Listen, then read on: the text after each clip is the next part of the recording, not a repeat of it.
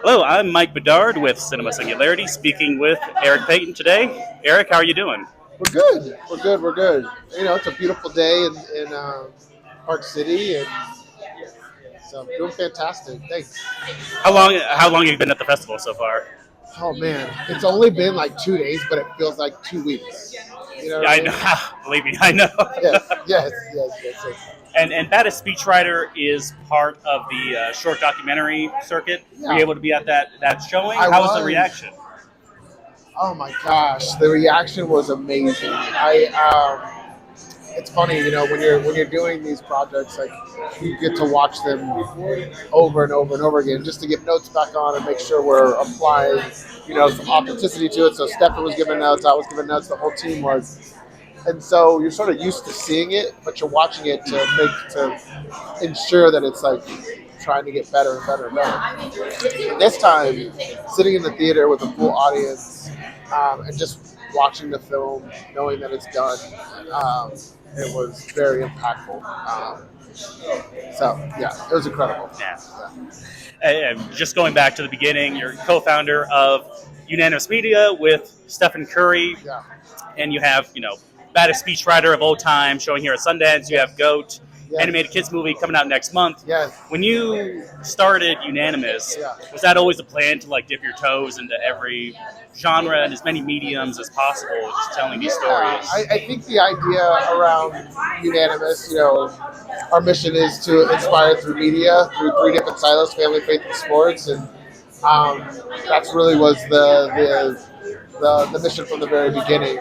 So when I sat down with Stefan and we talked about starting a company, those are the three things that we aligned on. So everything that we do will have one or two of those sort of silos within it. So when I think about the baddest speechwriter of all, or I think about Go, both of those are extremely inspiring, and so absolutely, it 100% aligns with our mission. And how did you come to like get introduced to Dr. Clarence B. Jones? Like, Yeah, how did Baddest Speechwriter come it's about? a funny story. So um,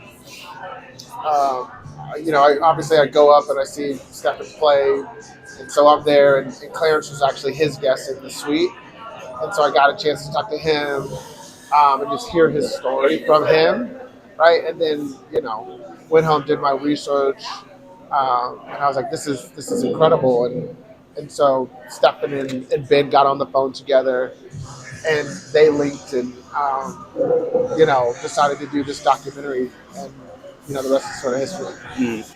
I'm sure as the case is with any documentary, there's always footage that need that makes tell the most concise story possible. Was there anything kind of Dr. Jones was mentioned or like any stories he had that unfortunately couldn't make it into the film? Um, no, I think when people see the film, his characters, he is so like unapologetically him, and so everything that he said actually made the film. I don't think there was much room on the cutting room, much anything that landed on the cutting room floor. So when you watch it, hopefully for the viewers out there, when they see it, um, just know that we used everything. So it's awesome. It's great. And Stephen Curry's co-director Yes. for Baddest Speechwriter, his first First director time, credit. yes, first time directing. And Clarence is a close friend of his. He was a close friend of his before this film. He'll be a close friend of his after the film, right? They do a lot of work in the Bay Area together through Stefan's Foundation, He Learn Play. So it just felt really natural for Stefan to direct this one with Ben, and so um, where I feel like I'm so proud of him. Not that he needs me to be proud of him, but I'm just so proud of the work that he did and like how invested he was in making this film, and also Ben sort of like allowing Stefan to allow Ben sort of like allowing that partnership to come together, knowing that this is Stefan's first film, and so um, it's just an amazing accomplishment. You've been a producer on so many projects. Yeah. Did you give him any advice kind of before he went into directing, or?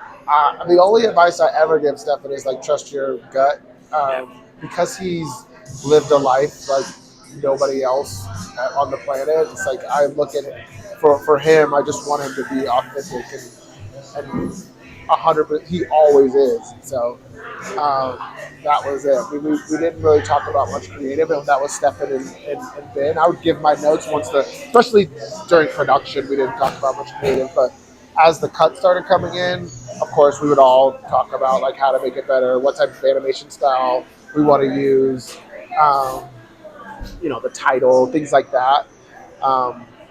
It kind of becomes a team sort of effort after that like, master shoot. So, but as far as advice given to Stefan, no, I mean, we all contribute. So I love the animation in Baddest Speechwriter. What was the studio behind that? Was it? You have to ask Ben. He found that studio, but I love it as well. It's incredible. Yeah. My drink matches my jacket. I know it's a good aesthetic going on. Yes. Because you have the drink goes with the jacket, and then like you got the white backdrop. It's like it's all matching. It's almost like we planned this. We found this table at the last second, but we did not. We totally planned this. I'm very good at my job in finding locations for interviews. But in addition to Baddest Speechwriter, you also have Goat coming out next month. Yeah. What was the most important thing you wanted to achieve with Goat, with getting into a feature-length animated film? There's a lot of things that really were important throughout.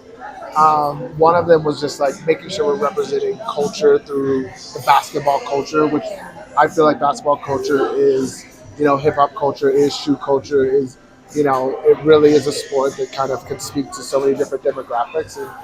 And you'll see within this movie, we tried to do our best of like really amplifying all those cultures and bringing them together.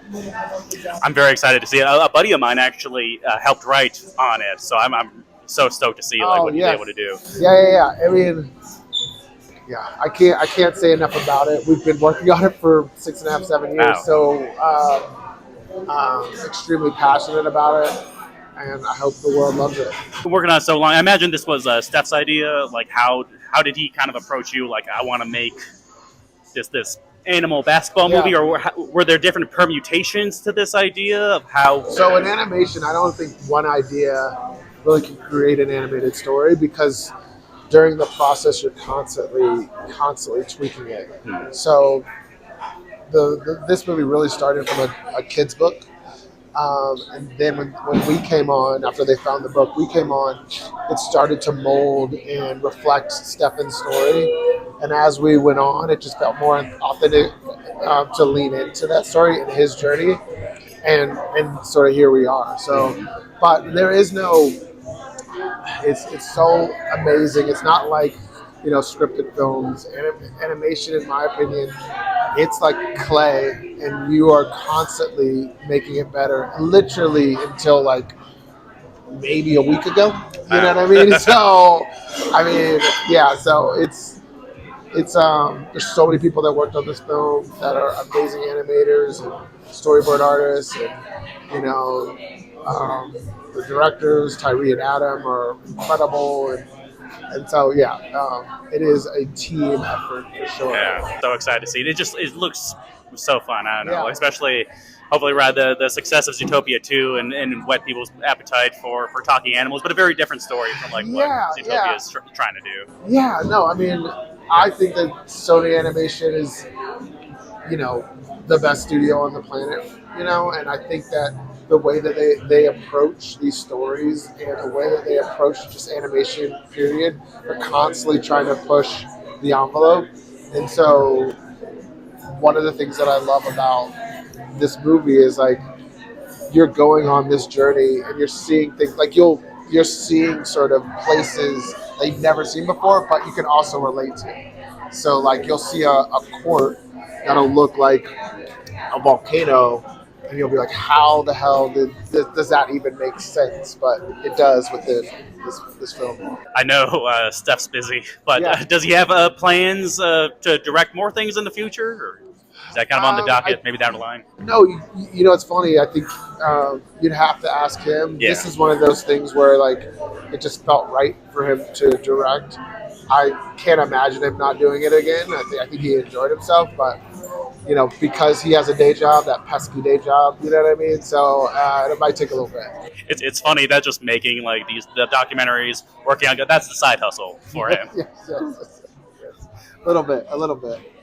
And just get just since Oscar nominations came out this week. Sinners, 16 nominations, most in history. I mean, you were a producer on Stephen Curry, Underrated with Ryan Coogler. I mean, how does just that feel, like seeing Ryan just dominate the culture right now? I can't say enough positive things about the Proximity team and Ryan. Seb's amazing. Zinzi's like incredible. I just can't say enough positive things, and I'm so happy for them. They are, the best in the business, and so it's amazing to see all their hard work and also just the way that they do business. It's amazing to see that being rewarded. So it's incredible. Thank you so much for taking the time to speak with. And before we wrap up, just congratulations on the Game Changer Award for the AAFCA. That's so amazing. The Game Changer Award. I was super surprised by it, but really honored, and so it's incredible. I have no words. It's really awesome. Awesome. Thank you again so much. No worries. How do we end this thing? Do we have like a tagline? Let's make up a tagline right now. What should it be? Bagels. Bagels? Yes. Look at just say bagels. Yeah. Bagels, guys. Delicious bagels. Because we're at a coffee shop and there's bagels and I'm hungry. I really should have a gimmick. I don't know. Like there's like hot ones they like eat, and then like chicken chop date. I need bagels with Bedard or something, and then yes.